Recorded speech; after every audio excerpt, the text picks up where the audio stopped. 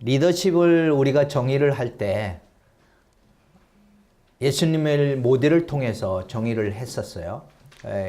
리더십이란 사람을 얻고 그 사람들과 함께 공동의 목적과 가치를 위해서 영향력을 행사에 관한 과정이라고 얘기를 했었습니다.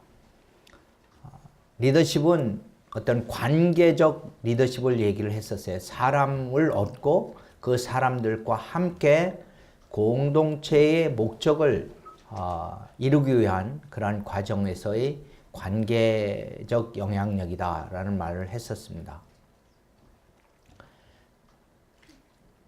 예수님의 그 삶의 모습을 보면은 이것을 더 정확하게 알 수가 있는데, 예수님께서는 하나님과 우리 사이에 원수되었던 관계를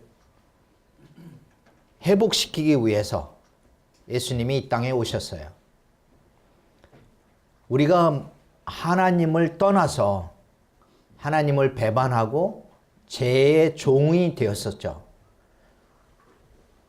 성경은 우리가 죄의 종이라고 말씀하고 있어요. 그러니까 하나님과 관계가 멀어졌다.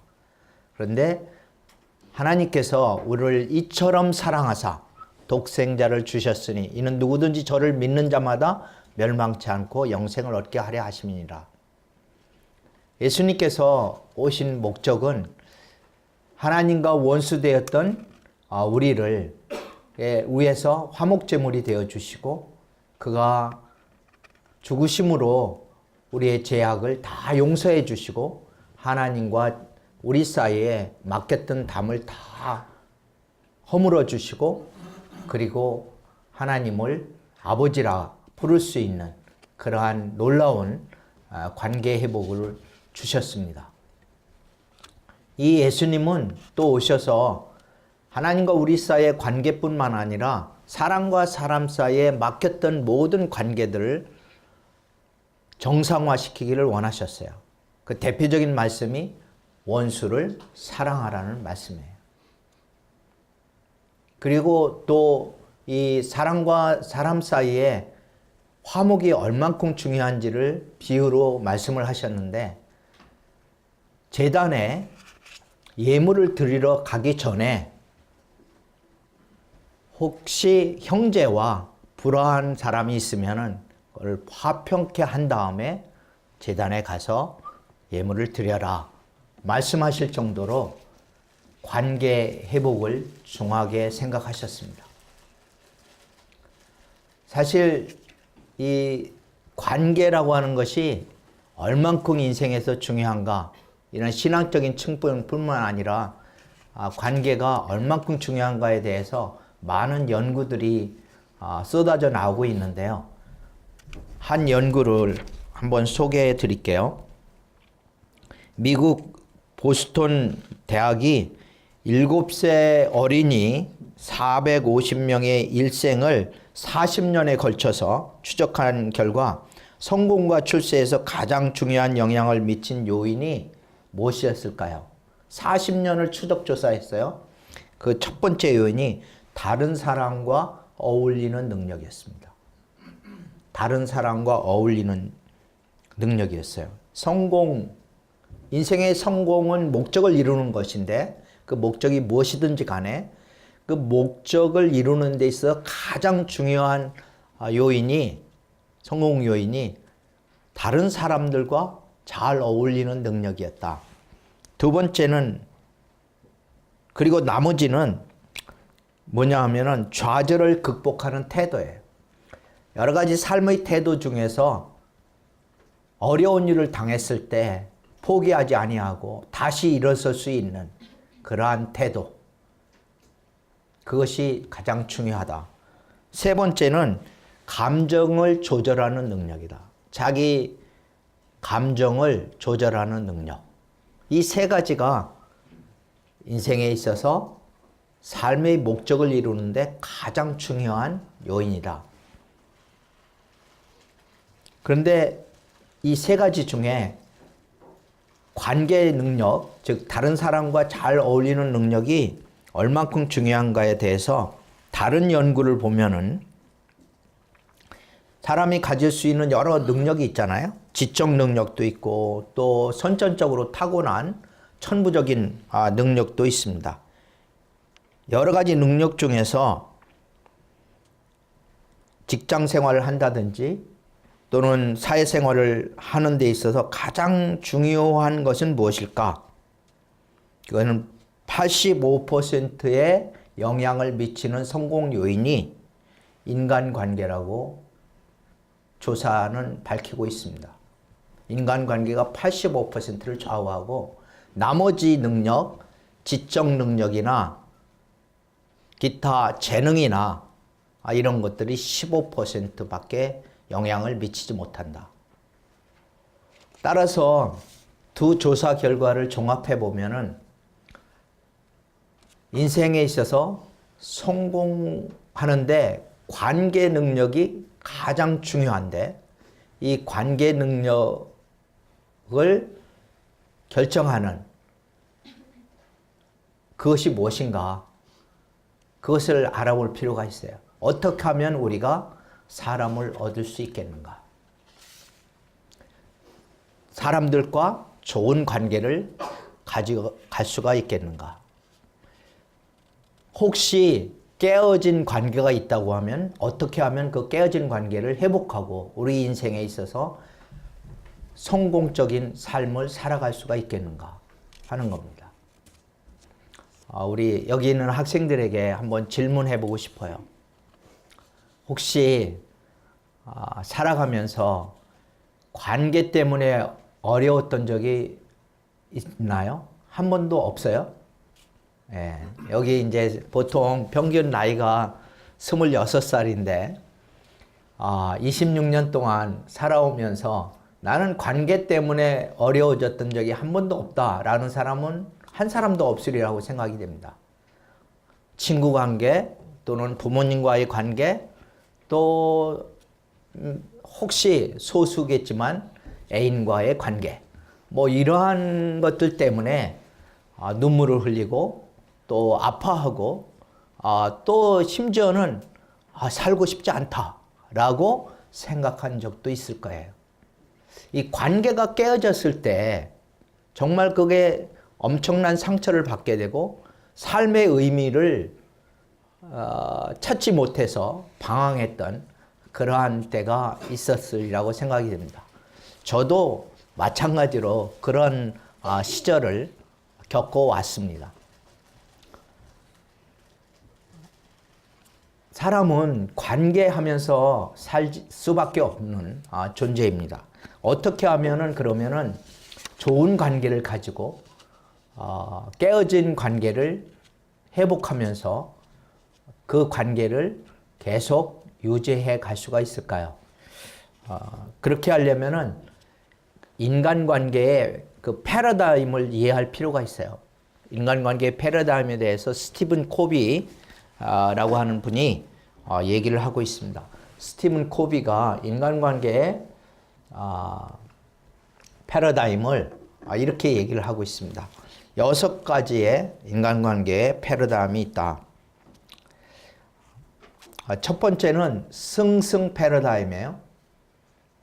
승승. 승승이라고 하는 것은 나도 이기고 상대방도 이기는 그러한 관계를 승승 관계다 얘기를 합니다. 윈윈 패러다임이죠.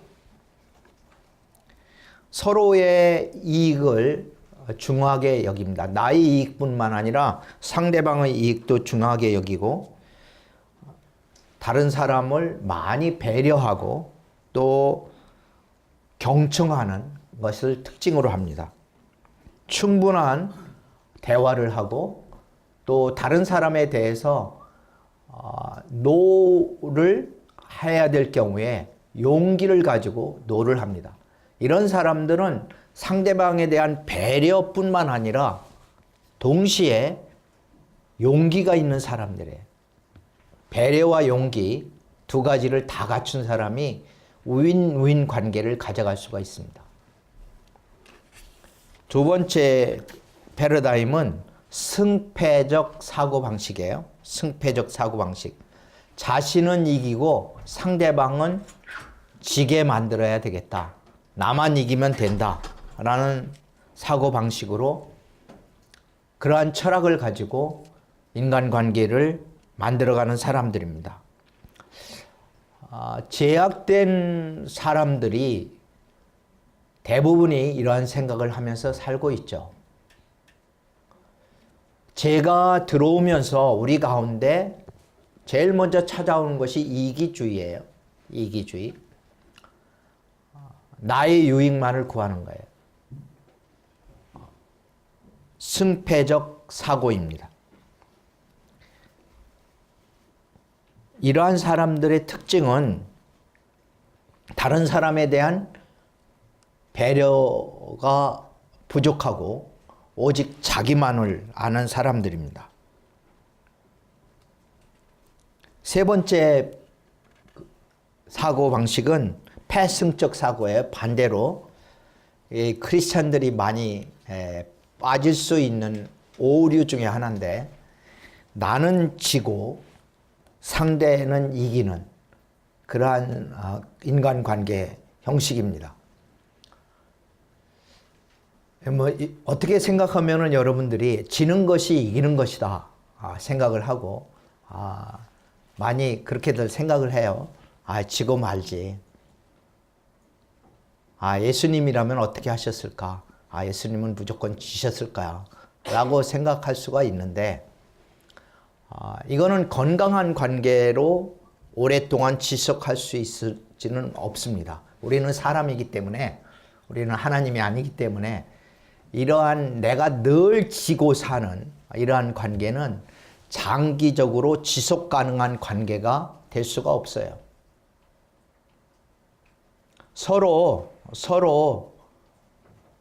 배려하고 또 용기를 가지고 노를 할 수가 있어야 되는데, 지고 말지 하는 사람들을 지배하는 그 사고 속에는 배려는 엄청나게 많은데, 상대방에 대해서 잘못된 것에 대해서, 상대방의 잘못된 행동에 대해서도 노를 할 수가 없는 거예요. 왜 그럴까요? 관계가 끊어질까봐. 관계가 끊어질까봐 불이한 일에 대해서도 또 잘못된 요구에 대해서도 예스로 받아들이는 거예요. 용기가 없는 거죠. 비겁한 거죠. 그렇게 계속 용기 없이 비겁하게 지면서 계속해서 살아갈 수 있을까요?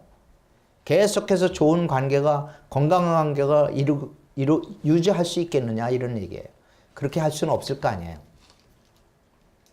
따라서 이거는 건강한 관계가 아니에요. 내가 지고 말지 하는 생각. 제가 아는 많은 크리스찬들이 이런 생각을 갖고 있는 것 같아요. 지는 것이 이기는 것이고 지고 말지. 그런데 이거는 오래 지속되지 못하고 화병 납니다. 마음에 화가 나요. 계속 쌓아놓고 지는 것만 계속하다 보면 화가 나가지고 언젠가 폭발을 할 수밖에 없는 거고, 관계가 유지될 수가 없어요. 이건 건강하지 않습니다. 노할 때는 노할 수 있어요. 부당한 요구를 할 때는 노할 수 있어야 되는 거고, 불이한 요구를 할 때는 노할 수 있어야 되는 거예요.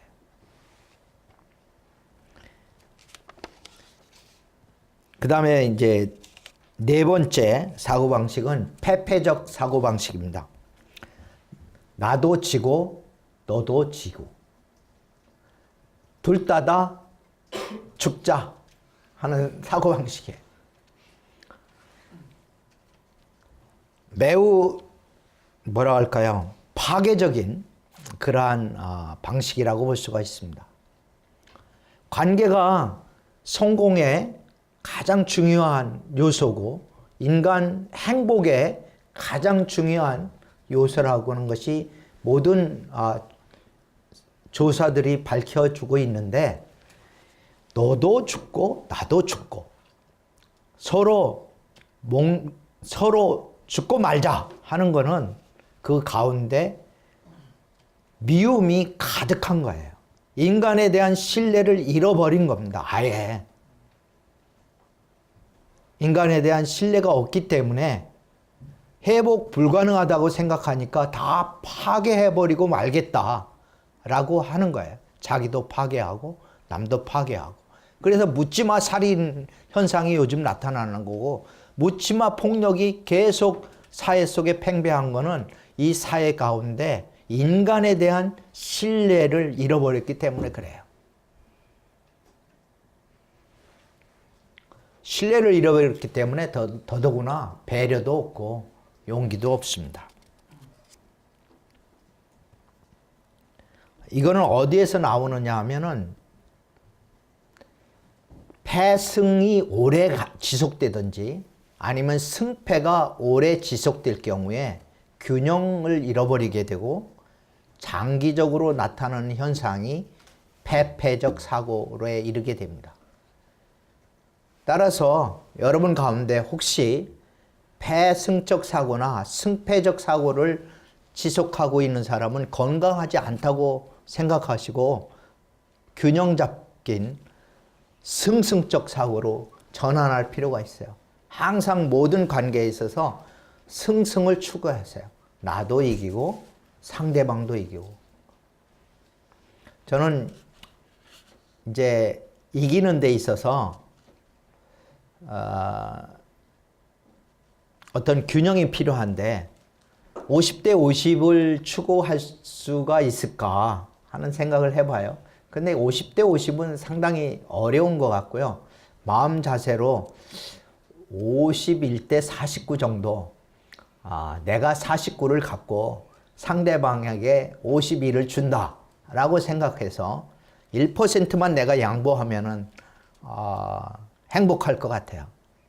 여러분들 어떻게 생각하세요? 1% 정도는 지속할 수 있지 않겠어요? 이것을 훈련을 하다 보면 2%, 3% 이렇게 지속 가능한 수준이 각자에게 있지 않을까 생각이 됩니다.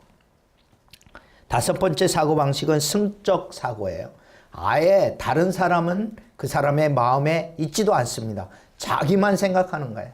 관계를 잘 못합니다. 사실 이런 사람은 관계 자체가 없는 거예요. 혼자 사는 거예요. 혼자 그냥 혼자 이 동굴 속에 갇혀가지고 인간관계를 못해요. 이런 승적 사고 방식을 가진 사람이 있습니다.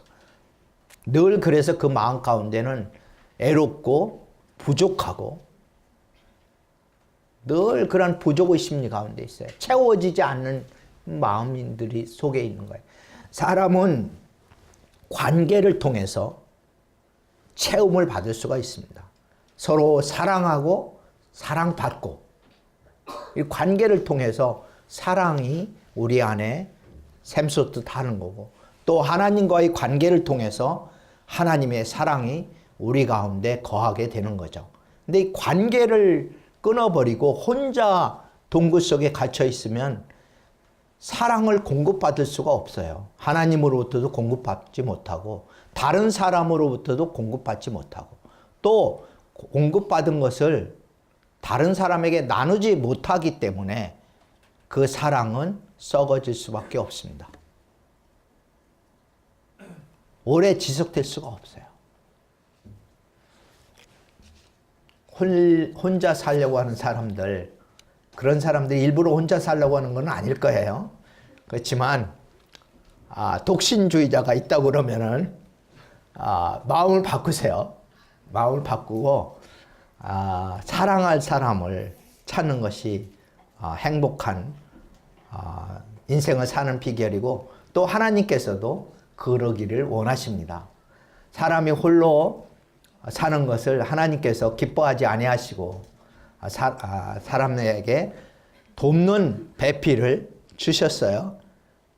그리고 하나님께서 짝을 지어주셨습니다. 아담으로 하여금 하와를 만나게 하시고 하와로 하여금 아담을 만나서 이제 가정을 이루고 생육하고 번성하고 땅에 충만케 하는 이러한 놀라운 복을 허락을 해주셨습니다. 그러니까 혼자 살겠다 하는 생각 혹시 있다고 그러면 다 버리시고 좋은 짝 만나고 또 짝뿐만이 아니라 좋은 친구도 사귀고 또 회사에서도 좋은 동료들도 사귀면서 함께 살아가는 것이 하나님께서 기뻐하시는 일이라고 생각합니다. 마지막으로 승승이 아니면 무거래, 아예 사귀지 말라 하는 그러한 방식입니다.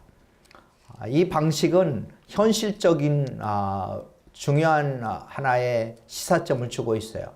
우리가 인간관계를 지속해 갈 때 터득하는 지혜 중에 하나인데 가능한 한 승승을 추구를 합니다. 승승을 추구를 하는데 이렇게 사람과 사귀다 보면은 승승이 안 될 것 같은 사람을 만나게 됩니다. 그럴 경우에는 거기서 스탑 하는 것이 하나의 지혜라는 거예요. 왜 그러냐 하면은 누군가 하나는 패할 수밖에 없다고 하는 그런 상황에 도달하게 되면은 더 이상 유지할수록 패하는 사람이 상처가 커지기 때문에 그래요. 현실적으로 우리가 많은 사람들을 사귀어 나가는데 모든 사람들과 다 좋은 관계를 지속할 수는 없습니다. 영원토록 지속할 수가 없어요.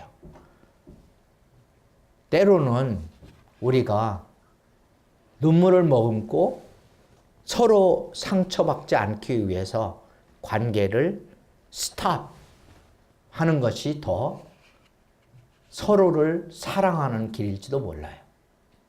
승승이 아니면은 스탑하라.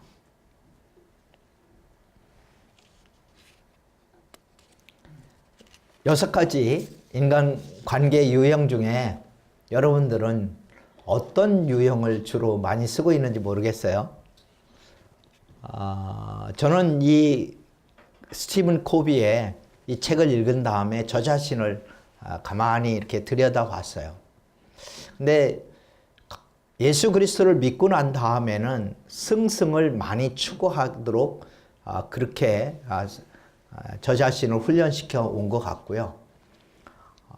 그 전에는 패승적 사고였던 것 같아요. 내 자존감이 너무나 부족했기 때문에 나는 자신감이 없었어요. 용기도 없고 그래서 지고 말지 라는 생각을 많이 갖고 있었어요. 내 아내는 어떤 사람이었을까라고 생각을 해보니까 내 아내도 역시 패승적 사고 속에서 많이 살아왔던 것 같더라고요. 이게 되게 자기 자존감이 부족하다든지 용기가 부족하다든지 그러면은 노를 잘 못해요.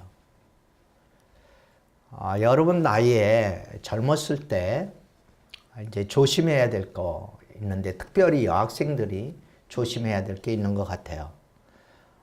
누군가 남자친구를 사귀었을 때 그 남자친구가 부당한 요구를 한다든지 또 잘못된 요구를 한다고 할 때 그 노를 하는 게 두려워서 노를 하면은 잃어버릴까봐 그 사람을 잃어버릴까 두려워서 그 부당한 요구를 그냥 수용을 해버리면은 그 관계는 건강한 관계가 될 수가 없고 상처로 남을 수밖에 없습니다.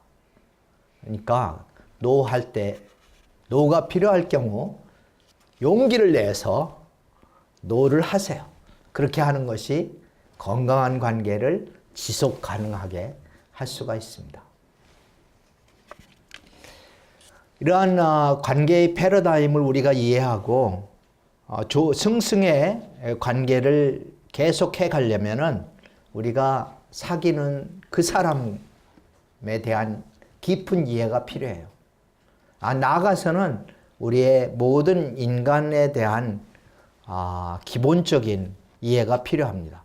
여러분이 엄마, 아빠에 대해서 깊이 이해할 필요가 있고, 여러분이 형제, 자매에 대해서 이해할 필요가 있고, 친구, 또 선생님, 또 직장 동료들, 상사, 이러한 모든 사람에 대해서 이해할 필요가 있어요. 어떻게 하면은 그것을 잘 이해할 수 있겠는가 한번 생각을 해보겠습니다. 제가 성경을 읽으면서 또 여러 가지 다른 책들을 읽으면서 사람은 기본적으로 어떤 존재인가 생각을 해봤는데, 그것이 한 4가지로 좀 정리를 해봤어요. 첫 번째, 인간은 누구나 인정받고 싶어 한다는 겁니다. 누구나 존중받고 싶어 한다. 하나님의 형상과 모양대로 지음을 받았기 때문에 그래요. 우리 사람들은 누구나 할 것 없이 하나님의 형상과 모양대로 지음을 받았기 때문에 존중받고 싶어 하고 인정받고 싶어 하는 본능이 있습니다. 이 본능을 누군가 공격할 때, 깨트리려 할 때 우리는 화를 내게 됩니다. 왜냐하면 무시당했다 생각하기 때문에, 나의 존재에 대한 심각한 침해라고 생각하는 거예요. 여러분들 왜 화나는지, 화날 때를 한번 잘 생각해 보세요. 왜 화를 내고 있습니까? 어떤 때 화가 납니까? 아마도 여러분의 부모님과의 관계 속에서 여러분이 화날 때 생각해 보면, 부모님이 여러분을 어린애 취급할 때, 초등학생이나 중학생, 고등학생 취급할 때 여러분들은 화날 거예요. 아빠, 엄마, 나 이제 대학생이야. 나 이제 청년이야. 나 이제 30살 가까워 왔는데 나 좀 인정해줘. 나 30살로 인정해줘. 라는 것 때문에 말다툼 많이 하잖아요. 대부분의 말다툼이나 관계의 상처들은 인정을 하지 않을 때 먼저 생기는 거예요. 하나님과의 관계도 마찬가지예요. 우리가 하나님을 인정하지 않고 하나님이 우리를 인정함에도 불구하고 우리가 하나님을 인정하지 않을 때 하나님은 너무나 슬퍼하시는 거예요. 우리가 어떻게 하면은 다른 사람의 관계를 회복할 것인가? 그거는 깨어진 것이 대부분의 경우에 그 사람을 인정하지 않았기 때문에 깨어진 거예요. 인정하지 않았기 때문에 관계가 틀어진 거예요. 반대로 내가 상처받는 것도 그 사람이 나를 인정하지 않았기 때문에 그래요. 여러분들이 어떤 상황 속에서도, 그것이 가정이든 직장이든 학교든 동아리든 어디에서든지 제일 먼저 해야 될 일은 다른 사람을 인정하는 것을 훈련받아야 됩니다. 다른 사람의 있는 모습 그대로를 인정할 수 알아야 돼요. 그리고 무엇보다도 그 사람 안에 있는 강점을 인정해야 됩니다. 많은 사람들이 다른 사람 속에 강점이 나타날 때 시기하고 질투합니다. 다른 사람의 강점을 인정하는 게 너무나 어려운 거예요. 여러분, 쉬워요? 어려워요. 다른 사람 성공하는 거 보면서 함께 기뻐할 수 있나요? 상당히 어려운 거예요. 인정을 안 되는 거예요. 쟤 나하고 동기동창인데 왜 쟤만 잘 돼? 뭐 이런 생각. 똑같은 교수인데 왜 누구는 장관 되고 왜 안 돼? 바로 옆에 있는 교수가 뭐 이렇게 인정을 할 수가 없는 거예요. 때로는 제가 이제 여자분들 얘기를 들으면은 고등학교 때 너무나 공부를 못했는데 시집을 잘 갔어. 좋은 남편 만났어. 그래가지고 막 이게 잘 살게 됐어. 그러면 그게 인정이 안 된대요. 인정이 안 된다는 거예요. 다른 사람을 관계에 있어서 제일 중요한 첫 걸음은 있는 모습 그대로 인정하고, 특별히 강점을 인정하고, 성공을 인정하고, 좋은 것을 인정하는 거예요. 그 인정의 표시가 어떻게 나타나는가? 칭찬으로 나타나는 거예요. 다른 사람의 강점을 칭찬해 주세요. 다른 사람의 성공을 칭찬해 주세요. 그러면은 그 사람을 얻을 수가 있어요. 그 사람의 관계가 회복될 수가 있습니다. 두 번째, 인간은 누구나 완전하지 못하고 용서받기를 원한다. 인간은 이 세상의 모든 사람은 다 완전하지 못합니다. 성경은 이것을 모든 사람이 죄인이라고 말씀하고 있어요. 모든 사람이 죄를 범하였음에 하나님의 영광에 이르지 못한다. 모든 사람이 죄인이다. 용서받아야 할 죄인이라는 거죠. 모든 사람이. 그러니까 내가 어떤 사람과의 관계 속에서든지 그 사람은 실수할 수도 있고 완전하지 못하다. 용서받아야 될 사람이다. 라고 생각해야 돼요. 항상. 이것을 여러분들의 가정에 적용을 해보면은 여러분의 부모님은 완전하십니까? 그렇게 생각하세요? 혹시? 환상이에요. 여러분의 부모는 완전하지 않아. 여러분의 부모님도 죄인이에요. 하나님 앞에서 용서를 받아야 할 죄인입니다. 구원받았지만 완전하지가 않아요. 그리스도의 형상을 향해서 매일매일 변화되어가는, 성화되어가는 과정 중에 있어요. 공사 중인 사람들입니다. 따라서 여러분들이 누구를 만나든지 그 사람이 실수할 때, 저 사람도 완전하지 못하구나. 저 사람도 역시 나같이 완전하지 못하구나. 실수가 있구나. 라는 것을 이해해 줄 수 있어야 됩니다. 그리고 나아가서는 먼저 여러분들이 용서를 할 줄 알아야 돼요. 내가 먼저 용서한다. 저 사람이 나한테 먼저 용서하는 것이 아니라 용서를 내가 먼저 한다. 잘 생각을 해보세요. 누가 먼저 용서할 것인가? 죄 없는 사람이 죄 지은 사람을 용서하는 겁니다. 하나님이 우리를 먼저 용서하셨어요.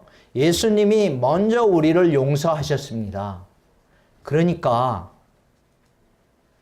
인간관계 속에서도 잘못한 사람이 먼저 사과하면 내가 용서할게 라고 하는 것은 관계를 그렇게 만들어갈 수가 없어요, 사실. 보다 더 적극적으로 관계를 회복하는 길은 잘못이 없는 내가 먼저 손을 내밀고 찾아가고 용서하는 겁니다. 마치 예수 그리스도께서 그렇게 하셨듯이. 아무 죄가 없는 예수님이 죄인 우리에게 먼저 찾아오시고 먼저 손을 내미시고 희생하시고 용서하셨듯이 우리가 먼저 찾아가는 거예요. 여러분이 먼저 찾아가야 돼요. 혹시 때로는 여러분의 부모님이 여러분에게 잘못을 저질렀을 때도 있을 수 있습니다. 그랬을 때 누가 찾아가야 된다고요? 여러분이 먼저 찾아가야 돼요. 여러분이 먼저 손을 내밀어야 됩니다. 여러분이 먼저 마음으로 용서를 해드려야 되는 거예요. 그랬을 때 놀라운 일이 생기는 거예요. 관계가 회복될 뿐만 아니라 용서해주면은 여러분이 영적으로 그만큼 성숙한 단계에 이르게 되고 여러분의 성품이 예수 그리스도를 닮아가게 됩니다. 용서의 하나님을 닮아가게 되는 거예요. 먼저 용서하세요. 세 번째, 인간의 본성, 인간의 모습은 인간은 누구나 성장하기를 원한다는 사실입니다. 생명 가운데는 성장 본능이 있어요. 모든 생명체는 변화되고 성장해 갑니다. 태어나고 성장하고 성숙하고 또 다른 생명을 낳는 역사를 계속해 갑니다. 우리가 다른 사람과의 좋은 관계를 만들어 가기 위해서는 내가 상대하는 사람을 성장을 돕는 사람이 되어야 돼요. 어떻게 하면 내가 만나는 사람을 성장시킬 수 있을까? 어떻게 하면은 지난달에 그 사람보다 이번 달에 그 사람이 더 나은 사람으로, 또 다음 달에는 더 나은 사람으로, 1년 후에는 더 성숙한 사람으로 만들 수 있을까를 늘 기도하면서 살아야 돼요. 예를 들자면은 제가 결혼한 지 41년이 됐습니다. 제 아내와 제가 만났을 때 현재의 모습이었을까요? 전혀 그렇지 않아요. 어떤 학생들은 이장로 교수님 같은 남편을 만나고 싶어요. 또 어떤 남학생들은 홍혜선 권사님 같은 아내를 얻고 싶어요. 라고 하는데 그거는 착각이에요. 있을 수 없습니다.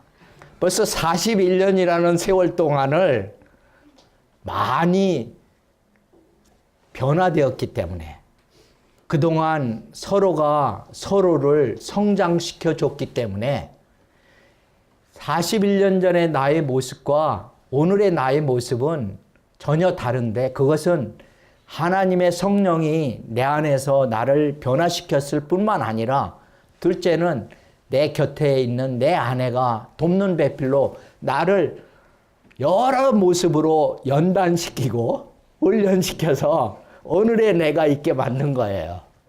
변화시킨 거죠. 그래서 이제 여러분의 엄마 같은 사람 또는 여러분의 아빠 같은 사람을 찾지 마세요. 여러분의 아빠, 엄마 같은 사람 그 모습 그대로 있는 젊은 사람이 있을 수가 없어요. 부족하고 완전하지 못하더라도 내가 만나서 도와서 성장시키리라, 성숙시키리라, 예수님 닮아가게 만들리라 라고 생각하면서 만남을 계속하세요. 주위에서 직장 생활하면서도 마찬가지예요. 가장 인기 있는 상사는 누구일까? 존경받는 상사는 누구일까?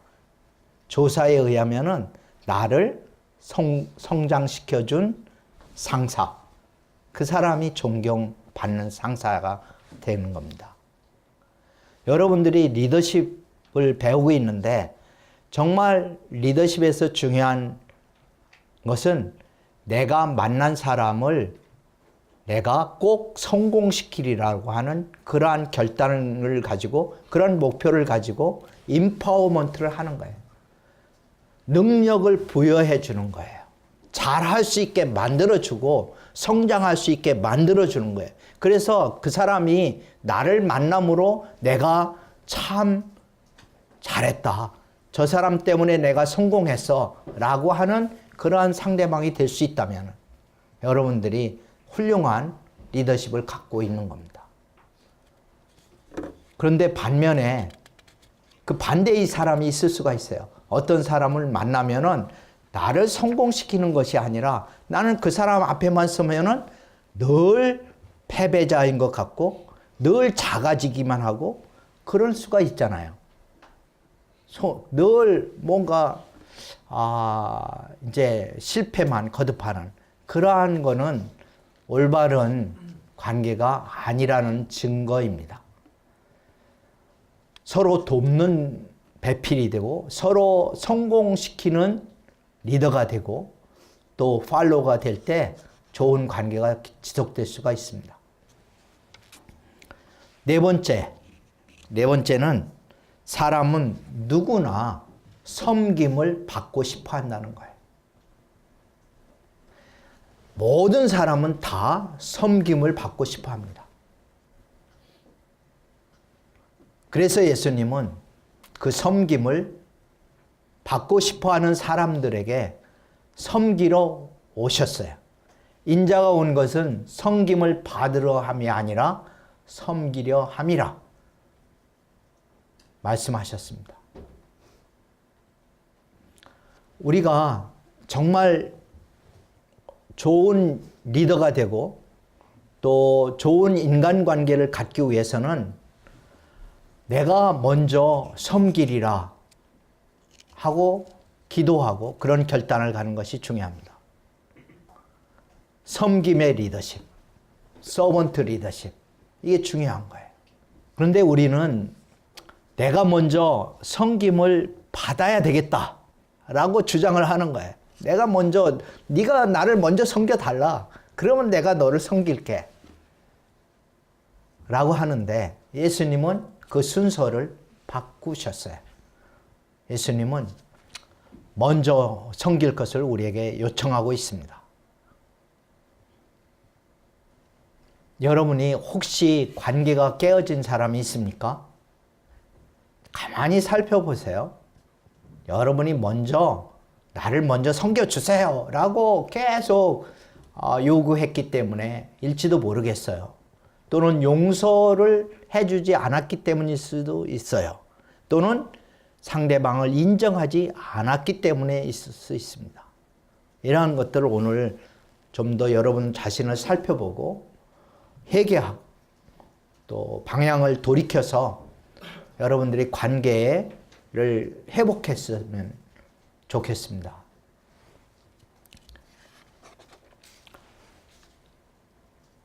우리 한국 리더십 학교 우리 학생들 한 사람 한 사람이 정말 예수님이 가르치시는 그러한 리더십을 배워서 사람을 얻었으면 좋겠거든요. 예수님은 사람을 얻고 그 사람들과 함께 하나님 나라의 비전을 이루기 위해서 교회를 만드시고 성령이 임하신 다음에 교회를 만드시고 그 교회로 하여금 하나님 나라를 구현해가는 이러한 모델을 우리에게 말씀해 주셨어요. 그래서 첫 출발은 사람을 얻는 거예요. 여러분들이 가정에서 먼저 부모님을 와의 좋은 관계를 해서 부모님을 마음 깊이 사랑하고 존중하고 또 혹시 용서할 부분이 있으면 용서해 드리고 그래서 부모님을 얻었으면 좋겠습니다. 형제를 얻고 그리고 나아가서는 학교에서도 같은 과에서 어떤 사람은 4년을 어떤 사람은 앞으로 1년밖에 안 남았는데 그 1년 동안에 나는 과연 몇 사람을 얻을 것인가 깊이 생각해야 돼요. 여러분 얼마나 사람을 얻었어요 학교에서? 저는 대학 때 참 잘못 살은 것 같아요. 많은 학생들을 얻지 못했습니다. 친구들을. 너무 몰랐어요.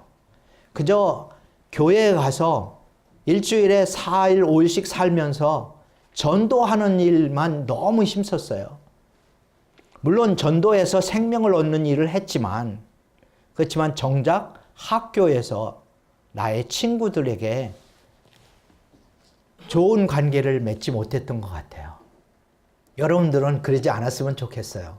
학교에서 만나는 사람을 위해서 그 사람을 위해서 기도하고 그 사람을 첫째 인정해주고, 용서할 게 있으면 용서해주고, 그리고 나아가서는 그 사람을 성장시키려고 노력을 해주고, 그리고 그 사람을 섬기는 일을 할 때 그 사람을 얻을 수가 있다고 생각합니다. 학교에서 사람도 얻으시고, 또 사회에서, 직장에서도 좋은 상사 얻고, 좋은 부하 얻고, 동료 얻고, 그래서 매일매일의 삶 가운데 사람을 얻는 그러한 리더가 되기를 예수님의 이름으로 축복합니다. 예수님께서도 이렇게 말씀하셨어요. 나를 따라오너라. 내가 너로 사람을 낚는 어부가 되게 하리라. 사람을 얻는 것이 리더입니다.